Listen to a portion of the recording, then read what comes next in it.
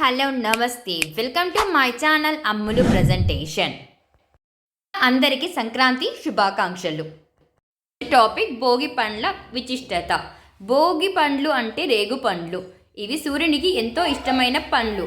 సూర్యుని రూపం, రంగు, పేరు కలిగిన రేగు పండ్లతో నాణాలను కలిపి పిల్లల తలపై పోస్తారు. సూర్య భగవానుని అనుగ్రహం పిల్లలపై ఉండాలని, ఆరోగ్యం కలగాలని సంకేతంతో భోగి పండ్లు పోస్తారు. భోగి రోజు సాయంత్రం పిల్లలకు పోసే భోగి పండ్లు సాక్షాత్తు శ్రీమన్నారాయణుడి దివ్యమైన ఆశీస్సులు. రేగు పండ్లను సంస్కృతంలో బదరీ ఫలం అంటారు. భోగి పళ్ళల్లో చేమంతి, బంతి పూరేకులు, అక్షింతలు, చిల్లర నాణాలు, పాలకాయలు కలిపి పిల్లల తలపై పోస్తారు. ఆ పళ్ళు పోస్తే సూర్యదేవుడి దీవెనలు లభిస్తాయని అంటారు. అంతేకాక ఆ పండ్లు తల మీద నుంచి వల్ల శరీరం అంతా సూర్యుడి శక్తి లభిస్తుందని అంటారు.